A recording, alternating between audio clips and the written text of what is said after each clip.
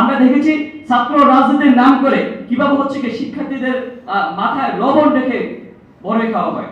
আমরা ডাকসু চাই যে আমরা যারা শিক্ষার্থীরা আছে তাদের অধিকার নিশ্চিত করার জন্য। আমরা ডাকসু তখন চাইবো যখন মাঠ আমার ফেভারে আছে।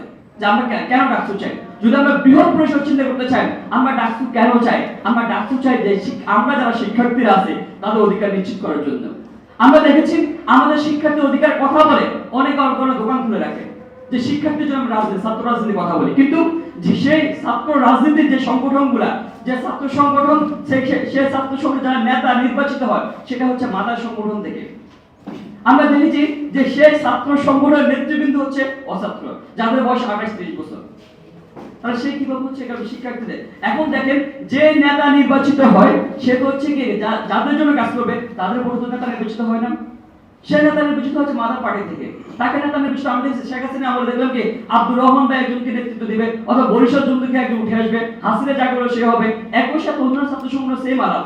তাহলে সে তো শিক্ষার্থীর কাছে তার দায়বদ্ধতার জায়গা নাই। তার দায়বদ্ধতার জায়গা হচ্ছে তার দলের প্রতি, সে ব্যক্তির প্রতি, যে ব্যক্তি একচ্ছত্র ক্ষমতার অধিকারী সে ব্যক্তির প্রতি। আমরা দেখেছি ছাত্র রাজনীতির নাম করে কিভাবে হচ্ছে কি শিক্ষার্থীদের মাথায় লবণ রেখে বড় খাওয়া হয়।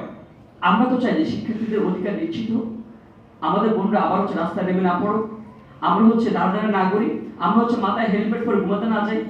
আমরা তো সেটা চাই, এই প্রত্যাশার জায়গাটা আমরা ডাকসু চাই।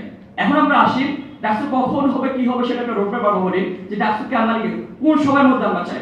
আমি শুরুতে আপনাদের বলেছিলাম দেখেন যে ডাকসু কখন চাই, আমাদের একটা মানসিকতা আছে যে আমরা ডাকসু তখন চাইবো যখন মাঠ আমার ফেভারে আছে। আমরা কখনোই চিন্তা করবো যে আমরা আসলে ডাকসুটা কাদের জন্য, আমরা চিন্তা করি ডাকসু আমার ব্যক্তির জন্য, আমার সংগঠনের জন্য। ডাকসু হলে আমি ব্যক্তি লাভবান হবো কিনা, আমার সংগঠন লাভবান হবে কিনা, সেই জায়গা থেকে আমরা ডাকসু চাই। কিন্তু আমরা কখনোই যে এতজন শিক্ষার্থী জীবন আমরা আশা একটা কথা মনে পড়ে যে আমরা তো 5 আগস্টের আগে চিন্তা করি নাই যে অমুক তো ছাত্র দলে মারা গেছে, আমি কেন সামনে যাবো, সেটা তো আমি চিন্তা করি নাই। আমি চিন্তা করছি আমার সহযোদ্ধা মারা গেছেন, আমাদের প্রত্যেকের গোল লক্ষ্য এক জায়গায় ছিল যে হাসিনাকে যে কোনো মূল্য হটাতে হবে। আমি যখন ক্যাম্পাসে আন্দোলন করেছি তখন আমার লক্ষ্য ছিল যে ছাত্রলীগকে হটাতে হবে, এই যে বিদ্যমান সিস্টেম ভেঙে দিতে হবে আমার। কিন্তু আমি 5 আগস্টের পর আমি কেন চেঞ্জ হয়ে গেলাম? আমি কেন হচ্ছে সামষ্টিক স্বার্থটা চিন্তা করতে পারি না? সানবিট সব দিবে সামাল। সানবিট ম্যাজিক প্রেস ডিশওয়াশিং এর মাথা ঘোরানো সলিউশন। আমি কেন হচ্ছে যে আমার কি লাভবান হবে ডাকসু এখন দেব না কেন? আমি কেন এই কোশ্চেনটা বলি যে এখন যদি ডাকসু হয় আমাকে যৌক্তিক সময় দিতে হবে। কেন? আমার যে যোগ্য নেতৃত্ব শিক্ষার্থীদের পরিচিত হতে হবে। কেন ভাই? শিক্ষার্থী হিসেবে আপনি এই 5 মাস 10 মাস সময় নিয়ে নেতৃত্ব পরিচালনার সময় কেন হবে? এটা কেন প্রয়োজন হবে? শিক্ষার্থীদের অধিকার প্রশ্নে কথা বলার মধ্যে কোনো মানুষ ছিল না। আপনি প্রশ্ন তুলতেছেন যে আমি হলে থাকতে পারি নাই, এজন্য ডাকসু বিলম্ব করেন। আপনি সরাসরি বলতেছেন, আপনার সংগঠনের হাইকমান্ড বলতেছে যে আমি হলে থাকতে পারি নাই, ডাকসু একটু কি লেভেল প্লেইং ফিল্ড তৈরি করেন, আমাকে একটু সময় দেন, তারপর আস্তে আস্তে ডাকসু দেন। এটা আপনি সবাই একদম খুললাম বলতেছেন। কেন এটা হবে ভাই? ডাকসু নিয়ে যারা কথা বলবে, শিক্ষার্থী অধিকার নিয়ে কথা বলতে অনেকেই ছিল, অনেকে এখানে ক্যাম্পাসে থাকতে পারে নাই, হলে থাকতে পারে নাই।